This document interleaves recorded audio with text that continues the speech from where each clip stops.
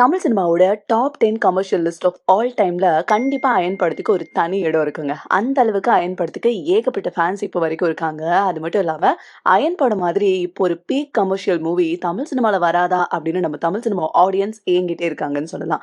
KV ஆனந்தோட டைரக்ஷன்ல சூர்யாவோட ஆக்டிங்ல 2009ல வந்த கிரைம் ஆக்ஷன் த்ரில்லர் படம் தான் அயன். தமிழ் சினிமா ஆடியன்ஸ் இது வரைக்கும் பார்க்காத ஒரு ஸ்மக்லிங் கான்செப்ட்ல தரமான ஒரு த்ரில்லர் மூவியா நமக்கு டெலிவர் பண்ணியிருந்திருப்பாரு கேவி ஆனந்த். சூர்யாவோட ஃபேன் பேஸ் அதிகமானதுக்கு அயன் படம் one of the major reason அப்படின்னே கூட சொல்லலாம். இந்த அளவுக்கு ஒரு கல்ட் கிளாசிக்கான அயன் மூவி பத்தின interesting facts and hidden details தான் நம்ம இந்த வீடியோல பார்க்க போறோம். வாங்க வெயிட் பண்ணாம வீடியோக்குள்ள போலாம். அயன் படத்தோட ஸ்டோரி என்னன்னா, தேவாங்கிற ஒரு டாப் கிளாஸ் ஸ்மக்லர் அவரை வளர்த்த தாஸுக்கு கீழே ஒர்க் பண்றான். ஆனா ஒரு கட்டத்துல இந்த ஸ்மக்லிங் தொழிலே அவனோட க்ளோஸ் ஃப்ரெண்ட் சிட்டி சாவுக்கு காரணமா இருக்கனால கமலேஷ்ங்கிற மிகப்பெரிய ட்ரக் லார்ட பிடிக்க போலீஸ்க்கு ஹெல்ப் பண்றான். அதனால என்னெல்லாம் ஆகுது, கடைசியா ஸ்மக்லரா இருக்க தேவா திருந்தினானா இல்லையா அப்படிங்கிறது தான் மீதி கதை. இந்த மாதிரியான ஒரு டிஃப்ரெண்டான ஸ்டோரி லைன் இது வரைக்கும் தமிழ் சினிமால வந்ததும் இல்லை அண்ட் வர போறதும் இல்லைங்க.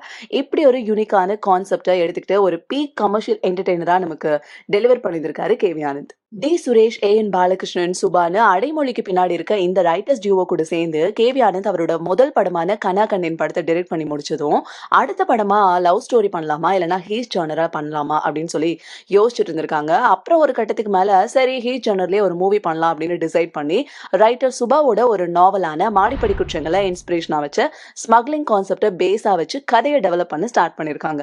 ஆரம்பத்துல ரொம்ப ஹைடெக் ஸ்மக்லிங்கை டீல் பண்ற மாதிரி ஸ்கிரிப்ட் இருந்திருக்கான்.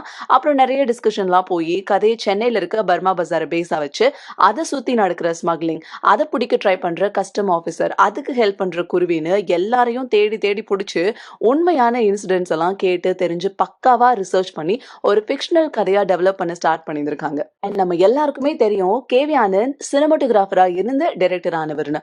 அயன் படத்துக்கு கதை எழுதிட்டு இருக்கப்போ சங்கர் கேவி ஆனந்தை ரொம்ப ரிக்வெஸ்ட் பண்ணி சிவாஜி படத்துக்கு சினிமாட்டோகிராஃபர் பண்ண சொல்லி கேட்டிருந்திருக்காராம். ஆரம்பத்துல கேவி ஆனந்த் இல்ல நான் டைரக்ஷன் பண்ண ஸ்டார்ட் பண்ணதுல இருந்து சினிமாட்டோகிராஃபி பண்றது இல்ல அப்படின்னு மறுத்திருக்காராம். அப்புறம் சூப்பர் ஸ்டார் படம் பெரிய பட்ஜெட்ல எடுக்கிறாங்க அப்படின்னு வேற வழி இல்லாம ஒத்துக்கிட்டாராம். சிவாஜி படத்தோட ஷூட்டிங் போயிட்டு இருக்கப்பவே கிடைக்கிற கேப்ல எல்லாம் ரைட்டர் சுபா கூட சேர்ந்து அயன் படத்துக்கான ஸ்கிரிப்ட் பண்ணிட்டே இருந்திருக்காங்க. ஒரு வழியா சிவாஜி படத்தோட ஷூட்டிங் முடிஞ்சு 2007ல படம் ரிலீஸ் ஆனதும் கேவி ஆனந்த் முழு வேலையா அயன் படத்தோட ஸ்கிரிப்ட் ஒர்க்ஸ்ல இறங்கியிருக்காரு. அப்ப அயன் படத்துக்கு பூமத்திய ரேகை அப்படின்னு டைட்டில் வச்சிருக்காங்க. ஏன்னா பூமத்திய ரேகைனா ஈக்குவேட்டர், வேற வேற கண்ட்ரீஸ்ல இருந்து இந்த கதை நடக்கிறதுனால இந்த டைட்டில் ஆரம்பத்துல ஃபிக்ஸ் பண்ணியிருந்திருக்காங்க. ஆனா டைட்டில் ரொம்ப பெருசா கமர்ஷியலா இல்ல அப்படின்னு ஃபீல் ஆனதும் லாஸ்ட்ல அயன்னு சேஞ்ச் பண்ணிருக்காங்க. ஆரம்பத்துல ஸ்கிரிப்ட் முடியிற டைம்ல கேவி ஆனந்த் அயன் படத்தை ஜீவா வச்சுதான் எடுக்கலாம்னு பிளான் பண்ணியிருக்காருங்க. ஆனா பட்ஜெட் ரொம்ப பெருசா இருக்கிறதுனால சூர்யா கிட்ட நரேஷன் பண்ணியிருக்காரு. அது மட்டும் இல்லைங்க, கேவி ஆனந்தோட முதல் படமான கனா கண்ணின் படத்துக்கு ஆரம்பத்துல சூர்யாவை தான் காஸ்ட் பண்ணலாம்னு நினைச்சிருந்திருக்காரு. ஆனா அந்த படத்தோட லீட் கேரக்டர் நெகட்டிவ் ஷேட்ல இருக்கிறதுனால சூர்யா அக்செப்ட் பண்ணாம நோ சொல்லியிருந்திருக்காராம். அப்புறம் பிருத்திவிராஜ் அந்த ரோல்ல பிளே பண்ணியிருக்காரு. சோ முதல் ப்ராஜெக்ட்ல விட்டதை ரெண்டாவது ப்ராஜெக்ட்ல பிடிக்கிற மாதிரி சூர்யா கிட்ட போய் கேவி ஆனந்த் அயன் படத்தோட கதையை நரேஷன் பண்ணதுமே சூர்யா ஓகேன்னு நடிக்க ஒத்துக்கிட்டாராம். படத்தோட ஸ்கிரிப்ட் ரெடி பண்றப்பவே கேவி ஆனந்த் படத்தை செட்டு போடாம கிரீன் ஸ்கிரீன்ல போட்டு எடுக்காம முடிஞ்ச அளவுக்கு எல்லாத்தையும் ஒரிஜினல் லொகேஷன்லயே போய் எடுக்கலாம்னு பிளான் பண்ணியிருக்காங்க. அதுபடியே Namibia, Malaysia, Tanzania, South Africa, Botswana and ஜிம்பாப்வேன்னு 6 டிஃப்ரெண்ட் கண்ட்ரீஸ்க்கு டிராவல் பண்ணி படத்தை ஷூட் பண்ணிருக்காங்க. அது மட்டும் இல்லைங்க, படத்துல சென்னையில வர பர்மா பஜார் போர்ஷனுக்கு கூட உண்மையாவே பர்மா பஜார்ல போய் நைட் டைம்ல ஷூட் பண்ணியிருக்காங்க. அப்புறம் இந்த அயன் படம் ரிலீஸ் ஆனதுமே அதிகமா பேசப்பட்டது அந்த படத்துல வந்த ஸ்டண்ட் சீக்வன்ஸ் தான். அதுலயும் குறிப்பா அந்த படத்துல காங்கோல சூர்யா அப்புறம் சிட்டி கிட்ட இருந்து டைமண்ட வேற ஒரு கேங் திருடிட்டு போறப்ப வந்த அந்த particular chase and fight sequence இது வரைக்கும் தமிழ் சினிமால வந்ததுலயே one of the best fight சீக்வன்ஸ்னு சொல்லலாம்.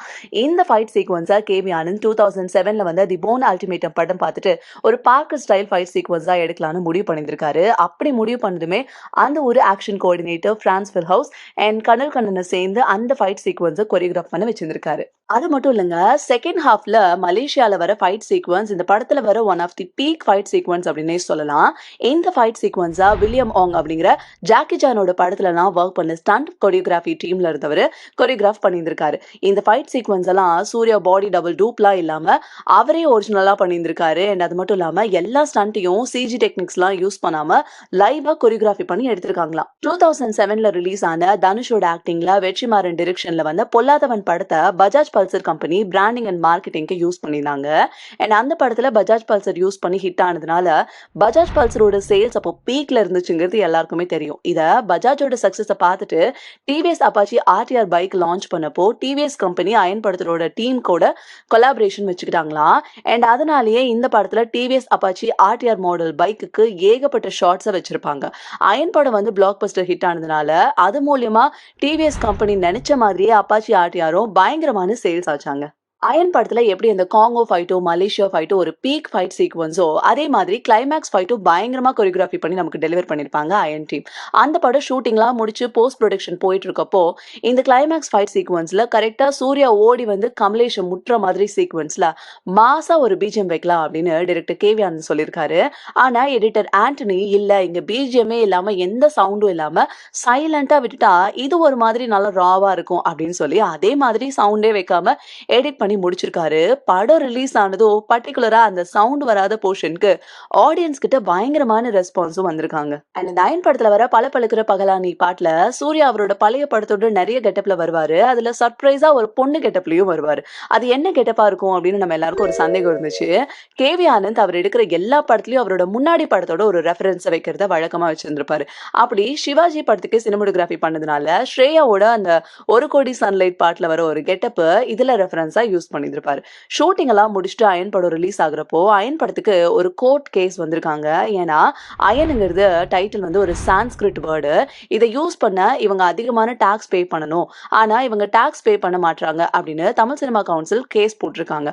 அயன் படம் ரிலீஸ் ஆன அந்த 2009 காலகட்டத்துல Tamil cinema council Tamil titles இல்லாம அதர் லாங்குவேஜ் வேர்ட்ஸை யூஸ் பண்ணா டாக்ஸ் நிறைய பே பண்ணணும் அப்படின்னு ஒரு ரூலை வச்சிருந்திருக்காங்க. அப்படி இருந்ததுனால அயன் சான்ஸ்கிரிட் வேர்ட் அப்படின்றதுனால கேஸ் போட்டிருக்காங்க. அப்புறம் நிறைய பேரு கண்டனம் தெரிவிச்சு அயனுங்கிறது ஒரு சுத்தமான தமிழ் வார்த்தை தான், அதுக்கு பொருள் உருவாக்குபவன் இல்லைன்னா கடவுள் அப்படின்னு பொருள், சோ இந்த வந்து சுத்தமான வார்த்தை தான் அப்படின்னு எழுத்தாளர் வைரமுத்து உட்பட பல பேர் சொல்லியிருந்திருக்காங்க.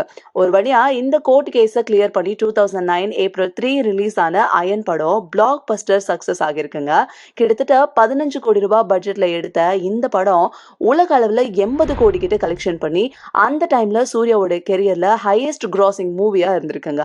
அது மட்டும் இல்லாம 2009ல வெளிவந்த தமிழ் படங்கள்லயே அதிகமான பாக்ஸ் ஆபீஸ் கலெக்ஷன் பண்ணது இந்த படம் தானா.